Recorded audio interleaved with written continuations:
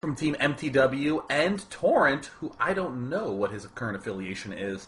But we do see that Taurent is currently down 0-1 after a very convincing Roach Burrow play by DIMAGA.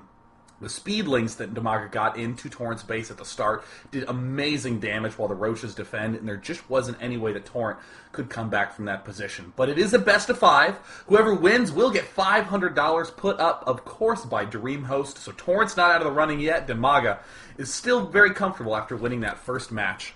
Going into Game 2, Taurent begins by sending his probes to not minerals, but to right next to minerals. And even though we normally like to say that cross-map positions are oh-so Zerg favored because Zerg has plenty of time to defend and to respond to the army moving across the map, Protosses aren't going to be too disappointed given the map is Lost Temple. We have MTW's DIMAGA in the south as the red Zerg. We have Taurent in the north as the orange Protoss pieces. The reasons Protoss like this quite a bit is that this entrance is fairly small. It's easy to defend your natural expansion and your choke at the same time. And you can get your third base as a gold pretty easily. So Protosses can get to 3 bases in a reasonable fashion. Just have to make sure they can temper that Zerg aggression at the outset. We do see that first scouting probe heading out right now for Dr. Taurent. MTW DIMAGA has his Overlord moving to the left as well. They are going to meet up. Let's see if he ends up spotting it. That can always be a little bit helpful. No, it doesn't look like any little cross-spotting occurred. But DIMAGA, of course, will send that Overlord right to this peak to overlook the edge. Pylon already going down for Taurent at his natural expansion. This could either signal some sort of fast gateway pressure, but we just haven't seen a lot of 1 or 2 gate early pressure from Protosses in quite some time. Protosses have instead been favoring faster expansions. So likely to be a Forge or a Nexus first even. DIMAGA looks like he is very much so interested in going for the hatch first play. Let's see if the probe spots it. Woo! DIMAGA getting the probe out of the picture. Probe now pulling back for DIMAGA. And he easily throws down the hatchery. He's so freaking happy. And you know, Taurent, again, doesn't mind this as much. He will throw down his own Nexus on... He will throw down his own Forge on 16. And there's a pylon getting thrown down right now. And did DIMAGA see it? He does. He knows exactly what's coming. There's a spawning pool going up for DIMAGA. This means it is going to be drones versus cannons. Cannons have a lot of life in this game, 150, 150, so it can be very difficult to pick them off if you are not careful. Though players do love that early expand style, it is sometimes fun to save at 450, and to hell with the Nexus. 3 cannons, here I come. We do see that these drones have managed to pick off that pylon for now. And if you think about it, 5 drones not mining for about 30 seconds could cost more than 100. So Taurent is pretty pleased that he was able to do that big distraction. We see that extra pylon going down. No doubt a gateway being thrown down here or perhaps hither, and a cannon thither.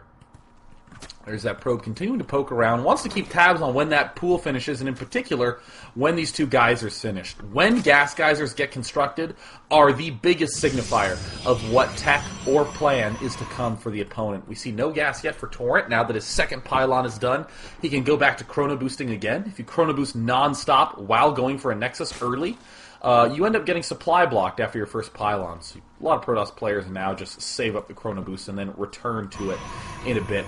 There's the cannon going down for Taurent. Does need to be a little careful because this is kind of wide. There's kind of a big space here.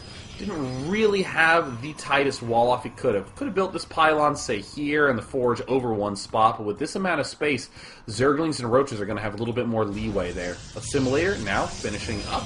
Looks like he's building another pylon. Expo finishing. In camp, DIMAGA. Does he have a gas geyser yet? No. Amazingly enough, absolutely no gas geyser. And not even another queen. What is he going to be doing? Oh, DIMAGA, you sneaky little guy. Oh, what a sly raccoon he is. Throwing down his hatch at that left expansion. Very, very weird play. Very, very uncommon. Nothing but drones coming out for DIMAGA. I'm curious to see how he's actually going to be able to defend this left expansion. He could creep his way up here and throw down spine crawlers, but generally if you want to be defending a choke, you take this base first. Moving around, we do see DIMAGA has not gotten a second queen yet. DIMAGA getting another hatch! DIMAGA! Oh, you're so cool! We never see Zerg players play in this particular fashion. Why get another hatchery when you could instead get another queen? Well, it's about momentum. If you can get 3 hatches running and 1 queen, feels about the same as 2 hatches with 2 queens. But you can get an extra queen for your 3rd and 2nd hatch so quickly that suddenly your economy and your production is ramped up really, really, really, really hard. Very, very cool. Again, if you want to get to 3 hatches with 3 queens, sometimes it can be better to build the 3 hatches first and then get the queens later, because queens build a lot more quickly than hatches. So you can get that spike in momentum up so fast. There we see the Zerglings trying to chase the probe down. Will the probe see it? And it does see it. Oh, man. I am blown away that DIMAGA's playing this way. There's the Zergling speed coming up right now. Forge upgrading Taurent. Almost certainly going to be favoring his 6 Warp Gate play on this particular spot. There's really no reason not to. I mean, he knows his opponent is doing something expand-oriented, no tech coming up. Here are some Zealots arriving, but we do see a lot of Zerglings popping out right now for DIMAGA. They're finally arriving, and again, faster units punish mistake. Big mistake for Taurent to think that he could barge in with 2 Zealots. That is 2 free kills for DIMAGA, and look at DIMAGA not even paying attention to it. Layer now going down at the expansion. We do have these gas geysers up and running. The 3rd hatch is done. The 4th hatch of the expansion is up with a queen there. Crazy play by DIMAGA. I cannot wait to see how he deals with this upcoming 6 Warp Gate push. We do see a Twilight Council coming up. Could be a very fast Blink Stalker play. Very common on this map with all the cliffs, and it looks like whoopsie daisies didn't quite pick off that 2nd Zealot. But there is the +1 ground armor. Ooh, could Taurent be going for a very fast +2 attack, +1 armor push? We don't know quite yet. What we do know is that DIMAGA is crazy. You are crazy, DIMAGA. DIMAGA somewhere is smiling with his enormous biceps and his just beautiful crest white teeth. There's DIMAGA now, slowly adding on some more droners. Getting this 3rd base up quickly means he gets 6 geysers up quickly. So it does look like he's going to be going for a Spire play. There's the Spire coming out right now. He has a lot of Zerglings with speed. DIMAGA has no clue what's going on right now. Everyone's just crying, weeping bitterly. Does look like this is done, and yes, it is going to be a Blink Stalker play. There's all the Warp Gates finishing up for Taurent. He now can begin churning out those at an accelerated pace. Looks like DIMAGA's going to have to go mass ling, and he is happy about that because, hey, he has 4 hatcheries and 3 queens up really fast. We're not even at the 10-minute mark. What cool play. Looks like Taurent is going to be moving over to this left expansion. But with these speedy Zerglings, DIMAGA knows everything that's going on. He is getting a lot of lings out right now. He's trying to gear up. Will he end up going for the defense, or will he go for the counterattack? A lot of Zerglings out right now. Picks off 1 Stalker. Here are the Blink Stalkers making their way forward. Looks like the Zerglings are there to distract, and here comes a huge swell of Zerglings. Taurent is going to have to back off. There are just not nearly enough lings to be able to pick, or excuse me, not nearly enough Stalkers to be able to counter that amount of lings. But here comes more from DIMAGA. We see the Spire is getting very close to done, and look at the gas count, 1,600. He's going to get an amazing amount of those. And uh-oh, he just spent Blink. He is going to get surrounded. Will he lose any more? He does lose 1 or 2. Those, no, barely get Blunk out in time. There's the fast +2. Taurent's starting to realize he needs some Zealots in that mix if he wants to be able to cope as well. Excuse me. Meanwhile, DIMAGA beginning to add on those Mutalisks. Is he getting any ups for them? No, not quite yet. But looking around, DIMAGA just with brilliant timing on that very fast 3-base play. Super cool to see in action. 2 Spine Crawlers going down for DIMAGA.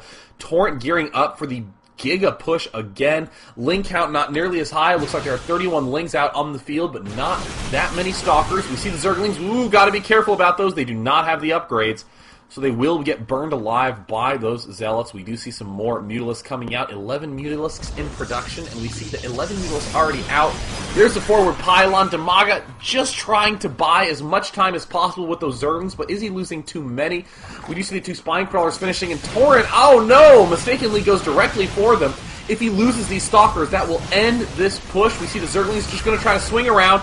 Reinforce there. He wants to pick off the Stalkers because then the Zealots are free pickings. Taurent, warp in units. You have thousands of minerals, and he only is able to warp in 2 at this point. He needs to get more units into the fray, and wow, it looks like Taurent is able to break through. Now he's getting more Stalkers out. Can he continue producing? No, he is maxed out on those warp gates right now, but the Zealots with their +1/+1 upgrades are doing quite well. But my god, DIMAGA with that early 6 gas just has so many Mutalisks. Taurent doing his best to rip this expansion apart, trying to keep it battered into the ground as long as possible, but he needs to watch all of these Zealots. If he can pick off as many drones as possible, maybe even that hatch, he could get himself back in this game, but DIMAGA geniusly taking the opposite expo. If he can get a lot of wide spread out expansions, he's going to be in great shape. Taurent now having to do a little bit of self-pillaging, take out his own pylon so that way he can get his units out of his base. Taurent, wow, actually going for Stargates for a lot of Phoenixes. We just saw 16 drones get produced by DIMAGA. He is sending them out. Looks like he is going to just get this up and running immediately, and here comes the real danger. When you have that many Mutalisks, 24 Mutalisks out on the field, there is just not that much that you can do about it. Look at this. DIMAGA not even running from Taurent, just darting right in, accepting that he can easily 1A his way in for the win, and it looks like Taurent has 2 cannons back. One's going to fall very quickly.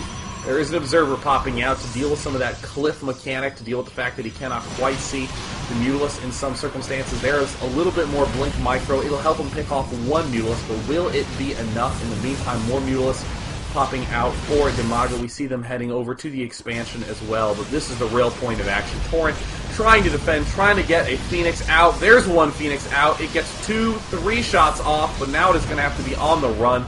Only about 5 shots off from that Phoenix, and it looks like DIMAGA's originally 24 count is down to 14. He will be forced to retreat eventually, but he just refuses to give up. It looks like, oh no, there's another whole slew of Mutalisks out on the field, just reinforcing with those Zerglings now darting towards the front. In production, we see drones and mutas being made by DIMAGA, doing the Mutaling play on Temple oh so well. Pylon is going to get taken down to 42, and now it's out. Just Phoenix is going to be able to defend with only these 3 Warp Gates powered, a few Zealots at the front of the screen. But that Phoenix just evaporates immediately. It's the slow death for Taurent. He's trying to hang on. That Phoenix gets mauled. And there's the good game DIMAGA, who ended up getting 3-1'd by White Ra. Now looking very, very strong. Currently, DIMAGA is just 1 win away from that $500 third place prize, whereas Taurent needs to win 3 in a row now. Very uncomfortable spot to be in, especially considering Taurent did lose the game on Lost Temple. That's a map that a lot of Protosses are convinced that they